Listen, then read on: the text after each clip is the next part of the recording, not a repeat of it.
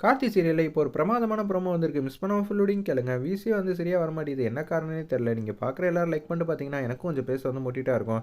கார்த்தி வந்து இளையராஜாவை காப்பாற்றணும்னு சொல்லிட்டு அங்கே மாதம் வராங்க.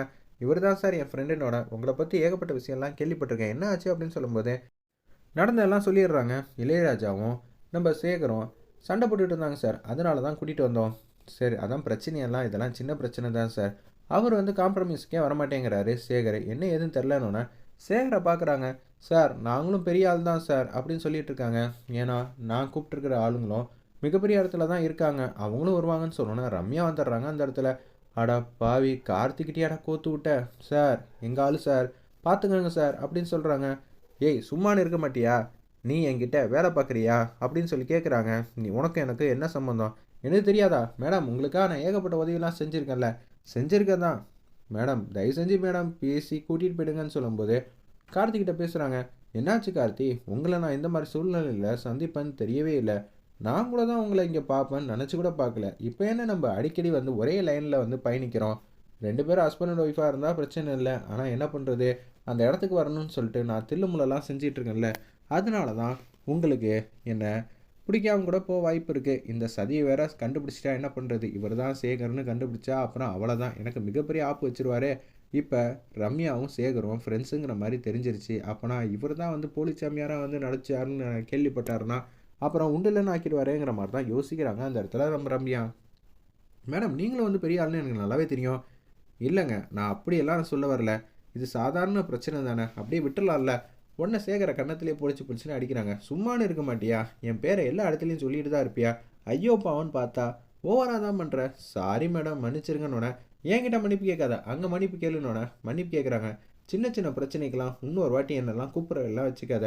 என்னங்க காப்பாற்ற வருவீங்கன்னு நினச்சா அவங்கள அடிக்கிறீங்க. வேறு என்ன கார்த்தி பண்ணுறது, இவங்களெல்லாம் சொன்னால் புரிய மாட்டேங்குது. அதனால தான் இது மாதிரிலாம் பேசுகிறேங்கிற மாதிரி அதிரடி மாதம் வந்து பேசிகிட்டு இருக்காங்க அந்த இடத்துல. சரிங்க இந்த பிரச்சனையை அப்படியே விட்டுடலான்னு சொல்லி இளையராஜாவும் சொல்லிடுறாங்க, சேகரும் சொல்லிடுறாங்க. வேற லெவலில் இருந்துச்சுன்னே சொல்லலாம் அந்த சீன்லாம்.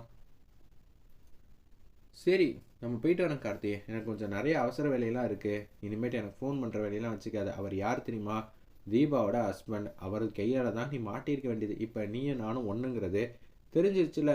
மேடம் நான் இப்போ நார்மல் கெட்டப்பில் தான் இருக்கேன். நான் ஒன்றும் தாடியெல்லாம் வச்சுக்கல. கார்த்தி எவ்வளோ பெரிய ப்ரில்லியண்ட்டான ஆளுன்னு தெரியுமா. இனிமேட்டு இந்த ஊர்லேயே நீ இருக்கக்கூடாது. இருந்தேன்னு வச்சுக்கிய அப்புறம் நிரந்தரமாக உள்ளே இருக்க வேண்டியதான் அப்படின்னு சொன்னேன். சரி மேடம் சட்டப்பட்டுன்னு எனக்கு பேமெண்ட் கொடுத்தீங்கன்னா நான் மட்டும் கிளம்பிடுவேன்னு நான் உனக்கு அனுப்பிச்சி வைக்கிறேன். என்னை தேடியெல்லாம் இனிமேட்டு வரக்கூடாதுன்னு அப்படியே திட்டி அனுப்பிச்சி வைக்கிற மாதிரி காட்டுறாங்க. ஒரு பக்கம் கார்த்திகிட்ட போயிட்டு வரேன்னு சொல்லிட்டு அவங்க மட்டும் போகிறப்ப கார்த்திக் அவசரமாக வந்து ஃபோன் கால் வந்து வந்துட்டு இருக்கு. ஒரு பக்கம் இளையராஜா கிட்ட வந்து பேசுகிறாங்க நம்ம கார்த்திக். இனிமேல் பிரச்சனைனா என் ஃப்ரெண்டுக்கு ஃபோன் பண்ணுவேன் சார், என்னெல்லாம் எதுவும் பண்ணக்கூடாது சரியா சார். இவனெல்லாம் தூக்கி உள்ளே வச்சாலும் நான் கேட்க மாட்டேன் சார் இனிமேட்லான்னு சொல்லி கார்த்தி சொன்னோன்னே ஐயோ பிரச்சனையே வேணான்னு சொல்லி கொடுக்குன்னு போகிறாங்க அந்த இடத்துல. சார் சும்மா ஃபன்னாக தான் சொல்கிறேன், அவனுக்கு கொஞ்சம் வாய் கொஞ்சம் அதிகமாக சார், யார்கிட்ட என்ன பேசுகிறதுனே தெரியாதுங்கிற மாதிரி அந்த இடத்துல வந்து சொல்கிறாங்க. சரி சார் பரவாயில்ல பார்த்து கூட்டிகிட்டு போங்கன்னு சொன்னோன்னே தம்பி நீயே வந்து என்னை உள்ளே வச்சுருவாப்புல இருக்கேன்னு சொல்லி இளையராஜா வந்து காமெடியாக சிரித்து பேசிக்கிட்டு இருக்காங்க. கார்த்திக் கிட்ட அழகாக சிரிக்கிறாங்க.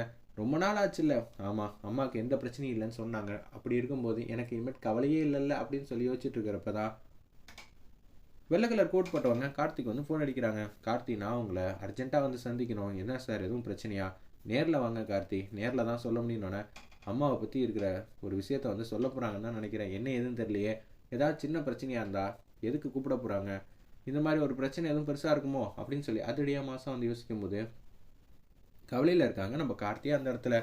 என்ன சொல்கிறீங்க, ஏன் இப்போ கவலையிலையாக இருக்க, அம்மாக்கெல்லாம் எந்த பிரச்சனையும் இருக்காதுங்கிற மாதிரி சொல்லும்போது நாங்கள் இப்போ தான் வந்து பார்த்தோன்னு சொல்லி அந்த வெள்ளை கலர் கோட் போட்டிருக்காங்களே அவங்க ரூம்குள்ளே வந்து கார்த்தி வந்து உட்காந்துட்டு இருக்காங்க. அப்போன்னு பார்த்தா அவங்க பேச்ச ஆரம்பிக்கிறாங்க. கார்த்தி ஒரு சின்னதாக வந்து இது மாதிரி ஆயிடுச்சு, நீங்கள் இப்போதைக்கு உங்கள் அம்மா கிட்ட எந்த விதமான அதிர்ச்சியான தகவலையும் சொல்லக்கூடாது சரியா, பத்திரமா பார்த்துக்கங்க, இல்லாட்டி பெரிய பிரச்சனை ஆகிடுங்கிற மாதிரி அந்த இடத்துல சொல்கிறாங்க. கார்த்தி கேட்டு ஃபீல் பண்ணுற மாதிரி காட்டி இந்த ப்ரோமோவை அதிரடி மாதம் முடிச்சிருந்தாங்கன்னே சொல்லலாம்.